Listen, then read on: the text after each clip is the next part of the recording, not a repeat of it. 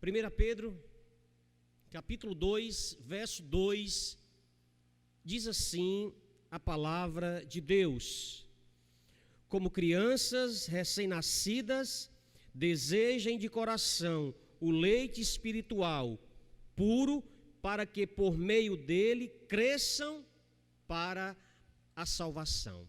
Amém? Vamos ter mais uma palavra de oração. Pai, obrigado, Senhor, mais uma vez, porque temos o privilégio de meditarmos na Tua palavra, palavra de Deus para as nossas vidas. E mais uma vez nós clamamos, suplicamos e pedimos que o Teu santo e poderoso Espírito nos ajude, nos auxilie, possa nos iluminar para aquilo que foi pensado e aquilo que será dito esta noite.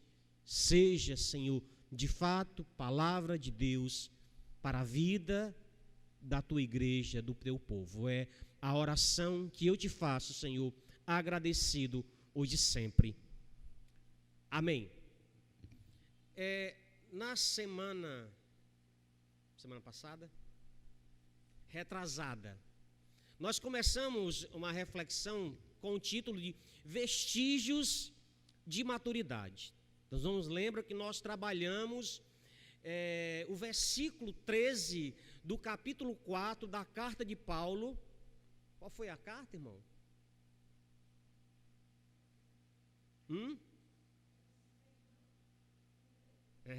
Os irmãos lembram, né?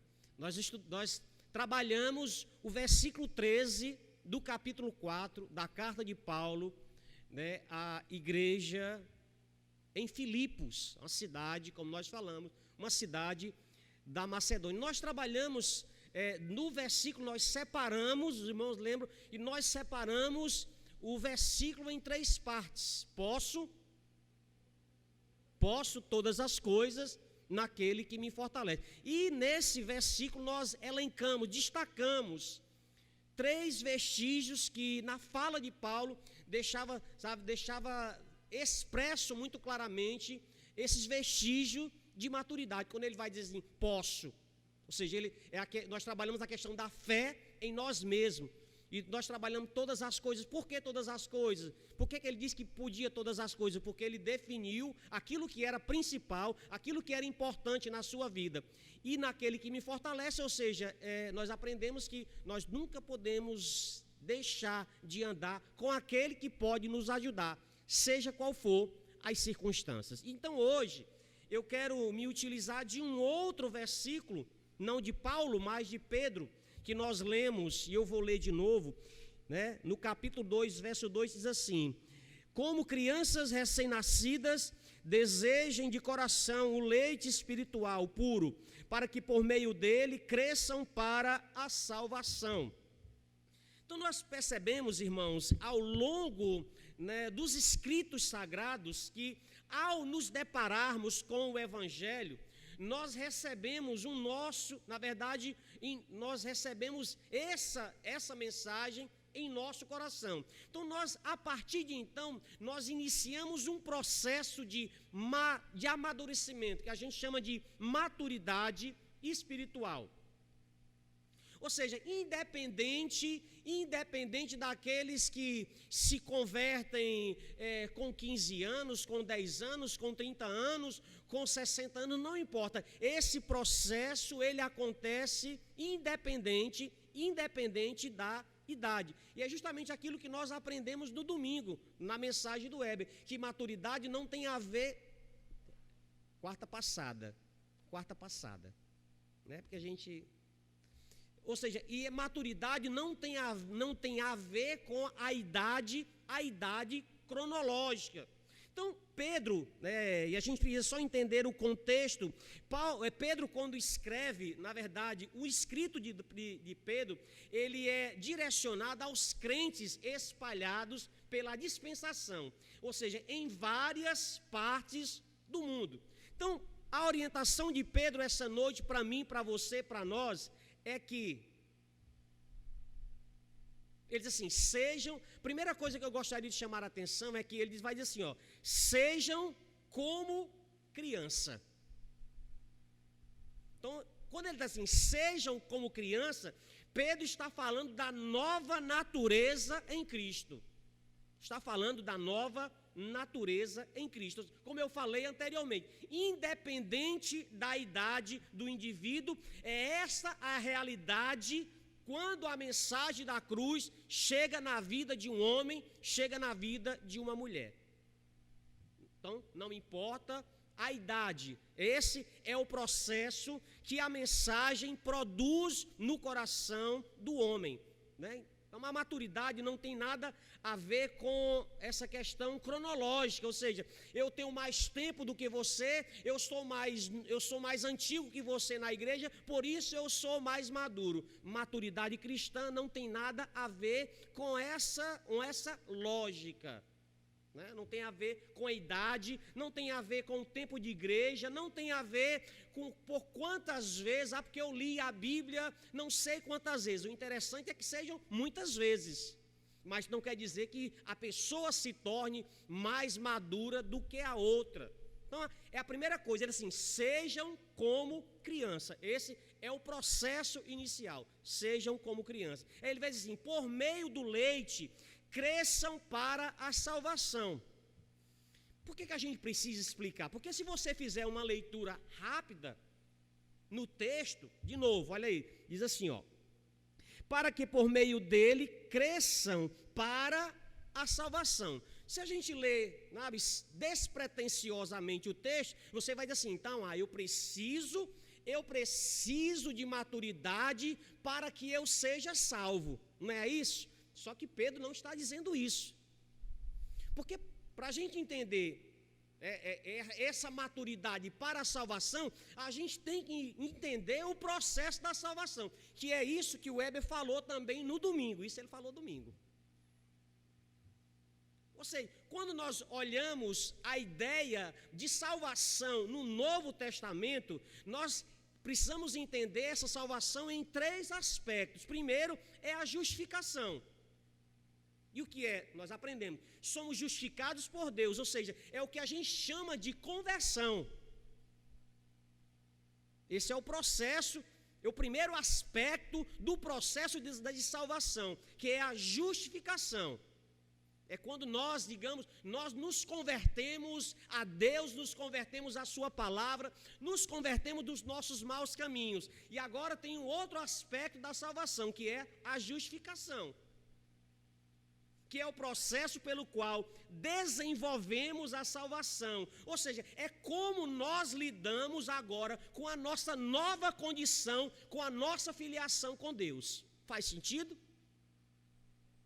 E o terceiro aspecto da salvação é a glorificação, que é a adoção completa, é a salvação completa, final do crente. Digamos, é o estágio final da salvação. Então é esse aspecto que Pedro está falando, ó. Nós precisamos buscar como criança recém-nascida o leite, ou seja, crescermos para esta salvação. Porque Romanos, no capítulo 8, vai dizer o seguinte, e aos que predestinou, a esse também chamou, e aos que chamou, a esse também justificou, e aos que justificou, a este também glorificou. No caso do texto de Pedro, ele está dizendo o seguinte, que a criança já nasceu. Ou seja, Pedro está falando de uma salvação que aponta para a glorificação. Os irmãos entendem isso? Então, quando ele está dizendo assim, ó, vocês precisam, nós precisamos crescer, desenvolver a maturidade cristã, ele está falando no aspecto dessa salvação, que aponta para o estágio final da salvação, que é a glorificação. Eu tenho que salientar isso, porque, como eu falei, se a gente fizer uma leitura superficial, dá a entender que a gente precisa da maturidade para sermos salvos. Pedro está falando de crescimento, Pedro está falando do desenvolvimento da caminhada, Pedro está falando da ideia de maturidade. Maturidade depende desses aspectos. Por isso que nós temos dado o tema a essa reflexão, vestígios de maturidade.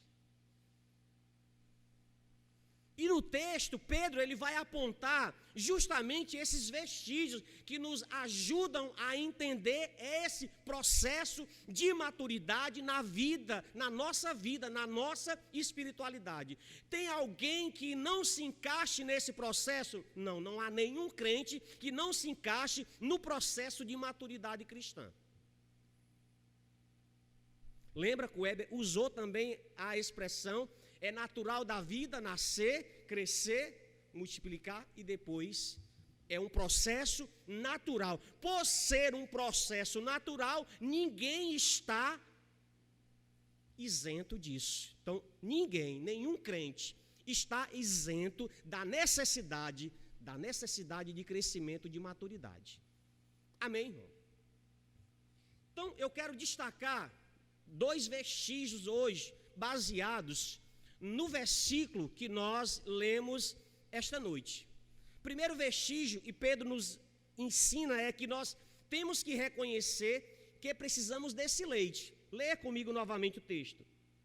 Como crianças recém-nascidas, desejem de coração o leite espiritual puro.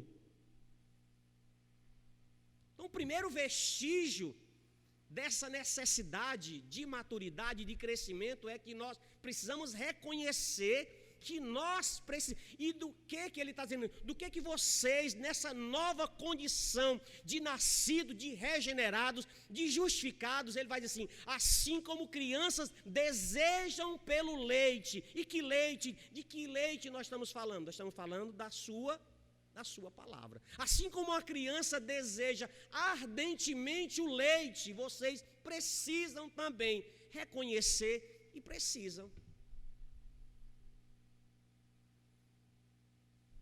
Porque uma pessoa só cresce quando ela diz não sei.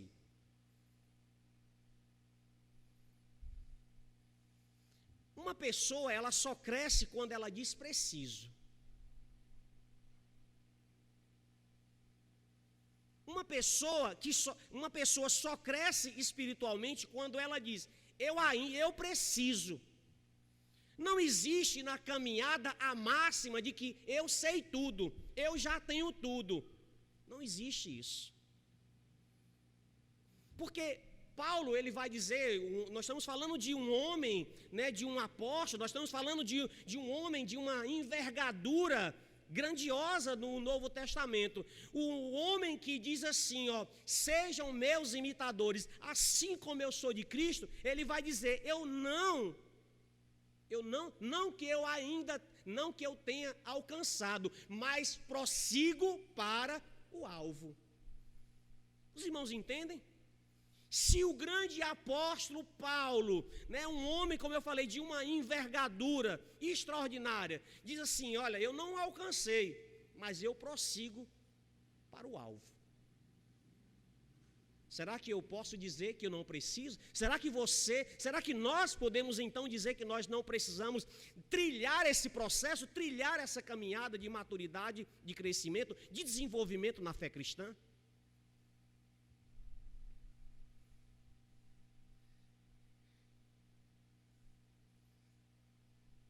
Crescimento parte do princípio de reconhecermos que nós ainda não conhecemos Jesus plenamente. Maturidade é eu perceber que ainda eu não sei tudo sobre Deus e sobre o seu bendito reino. Eu ainda não sei tudo o que eu deveria saber. Você não sabe tudo o que deveria saber.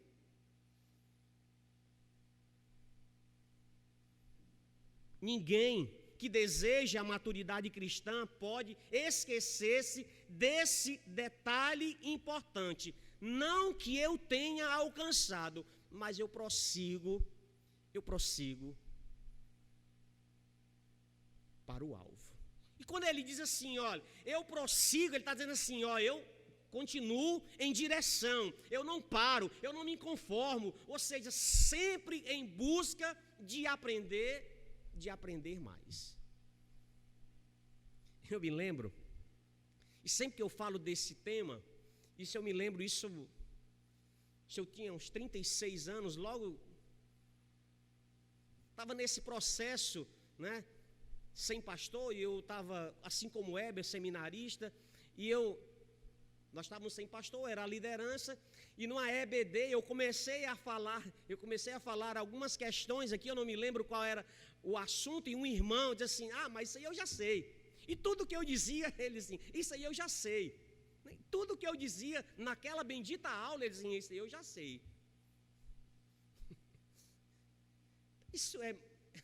Isso é bom em partes, mas também demonstra imaturidade. Porque a gente nunca sabe demais. A gente nunca, o que está dizendo assim, desejem como uma criança, deseja ardentemente o leite materno, está dizendo assim, não se conforme. O nosso problema, irmãos, é que nós nos conformamos com o que nós já sabemos. Porque nós achamos que é o suficiente. E por ser o suficiente, nós não nos esmeramos em direção àquilo que pode trazer maturidade, crescimento para as nossas vidas. Faz sentido, irmãos, o que eu estou falando?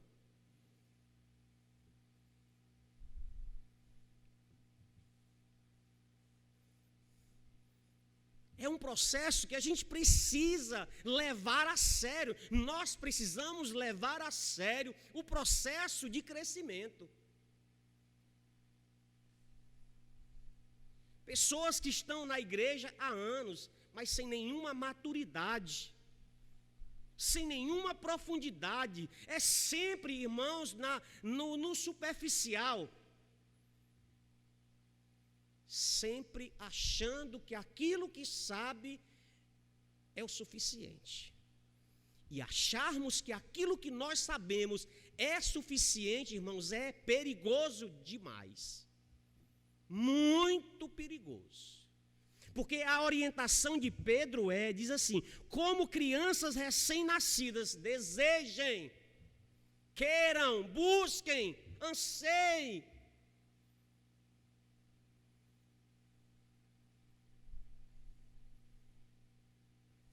Por isso que é tão fácil no seio da igreja encontrar essas características de crentes imaturos. E quais são essas características? É aquela que, por exemplo, que só quer receber.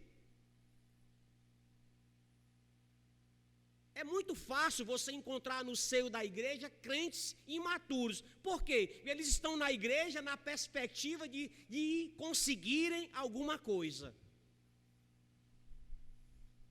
Sabe aquelas músicas, o milagre, a bênção? Quando eu não vou de carro para a feira, eu pego o ônibus ali na praça, na antiga praça, hoje é Justiça Federal, ali no centro da cidade. Praça Murilo Borges, os irmãos sabem onde é.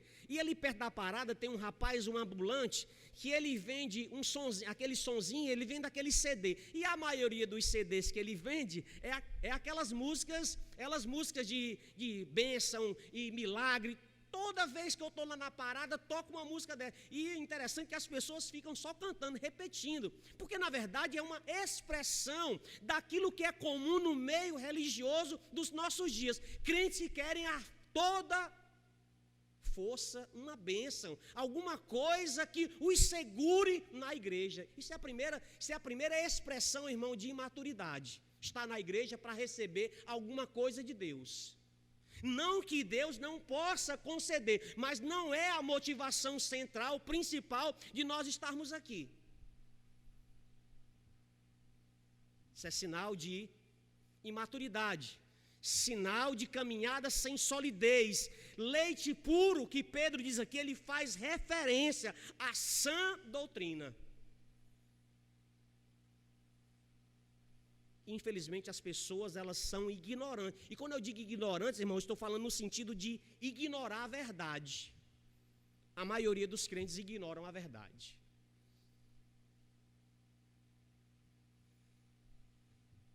Então você deseja, você quer de fato crescer. Então a minha orientação, a orientação de Pedro esta noite, então deseja. Dê atenção, então, àquilo que é dito aqui hoje, na quarta-feira, aquilo que é dito aqui desse púlpito aos domingos, dê atenção. Sente em casa. Tira um tempo. Examinais as Escrituras, porque julgais ter nela a vida eterna, e são elas mesmas que testificam de mim. Irmão, a gente repete o que nós estamos dizendo, o que eu estou dizendo aqui é dito há anos. É dito há anos. Onde está o leite? Aonde está o leite que Pedro orienta? Onde está o leite? E ele vai dizer assim, é por meio deste leite, que é a sua palavra, é por meio dele que nós crescemos.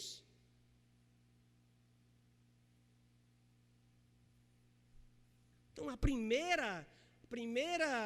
o primeiro vestígio esta noite, que eu gostaria de compartilhar com os irmãos, que nos ajudam em direção a essa maturidade necessária e urgente na dinâmica das nossas vidas, a gente precisa desejar.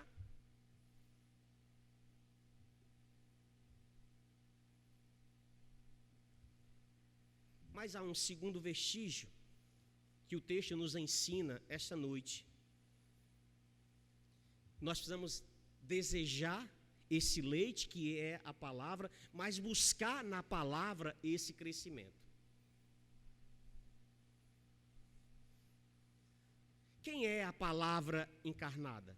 O leite puro só é encontrado em Jesus Cristo. Ele é a fonte para o crescimento. O apóstolo Paulo mencionou a importância da palavra de Deus, que a palavra de Deus possuía no crescimento espiritual para o seu filho na fé Timóteo, quando ele diz: tu, porém, permanece naquilo que aprendeste e de que foste inteirado, sabendo de quem aprendeste, e desde a infância sabes as sagradas letras que podem tornar-te sábio para a salvação pela fé em Jesus Cristo. Esse versículo aqui resume, na verdade, tudo aquilo que eu pretendo dizer esta noite.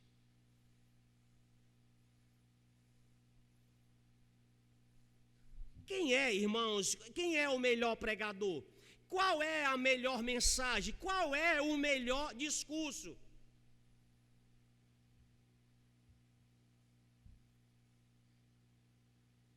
Porque uma coisa, por que eu pergunto isso, irmãos? Porque ao longo dos anos, se há uma coisa que Betel nunca pode dizer, não, o Joaquim ou o Heber tentaram aqui, com os seus discursos, com as suas falas, persuadir os irmãos a se tornarem religiosos.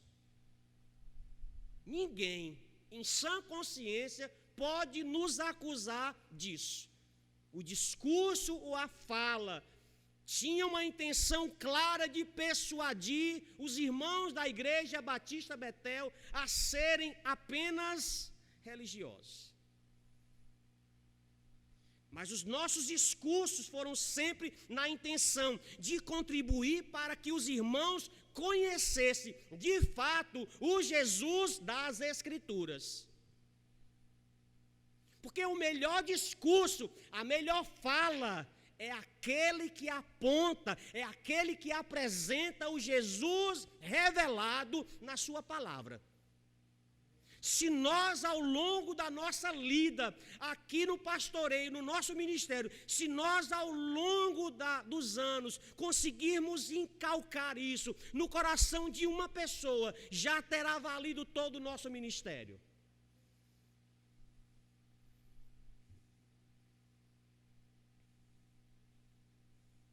Por que isso é importante? Porque esse é o leite puro que precisamos para crescer na nossa caminhada. Porque se uma criança não toma leite na sua vida infantil, ela não conseguirá desenvolver de forma sadia. Por que o leite materno é essencial nos primeiros 6 meses? Para que ela se desenvolva de uma forma saudável. Os irmãos, vê a ilustração que Pedro faz, assim como criança necessitam, desejam o leite. Nós precisamos desejar esse leite, o conhecimento a respeito e acerca de Jesus.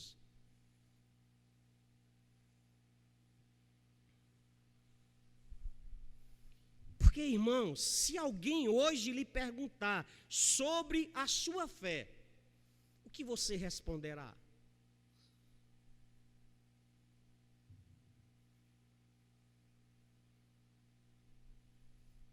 Porque a gente precisa entender que a conversão, irmãos, a conversão é apenas o início do processo e não o final do processo.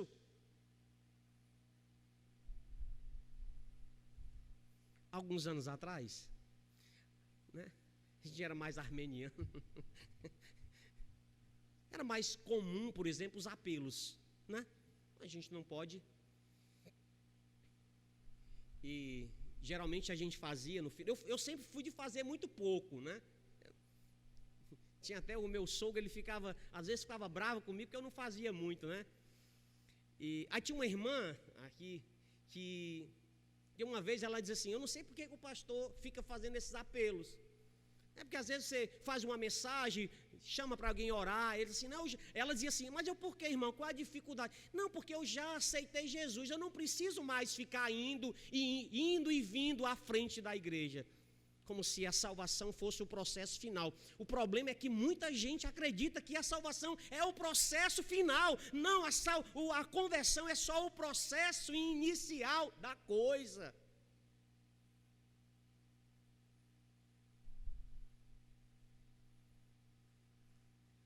Toda a escritura é divinamente inspirada e proveitosa para ensinar, para redaquir, para corrigir, para instruir em toda a justiça.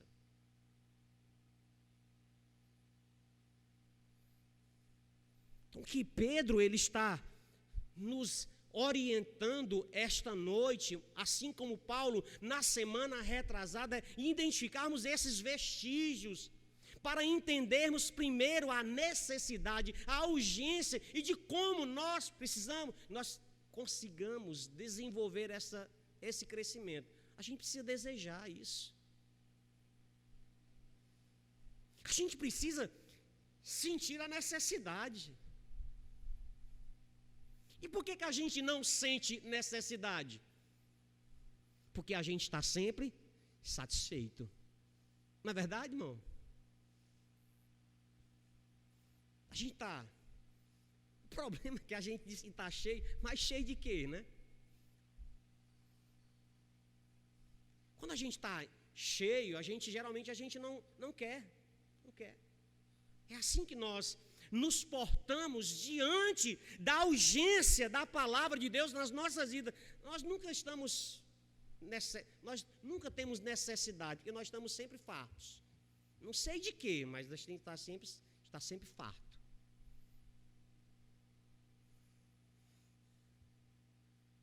Então, essa noite, e mais esse discurso, mais esta fala, mais essa reflexão, repetida assim, porque são conceitos que já foram ditos, repetidos, exaustivamente ao longo dos anos, mas nem por isso deixarão de ser repetidos. Serão ditos e reditos, e ditos mais uma vez até o fôlego, até o último fôlego. Porque essa é a mensagem, irmão. Essa é a mensagem. Não tem o que inventar. O que o texto está dizendo é o seguinte: desejem como criança o leite, queiram. E aonde nós encontramos isso? Na sua palavra. O leite é a palavra. O leite é a palavra. O leite é a palavra encarnada. É de Jesus que nós precisamos aprender. Porque se cresce, se desenvolve para a salvação. Amém, irmãos? Que Cristo nos ajude, nos encoraje, nos encoraje. Assim como criança deseja, anseia pelo leite, nós desejemos assim conhecer de Jesus através da sua palavra, em nome de Jesus. Amém.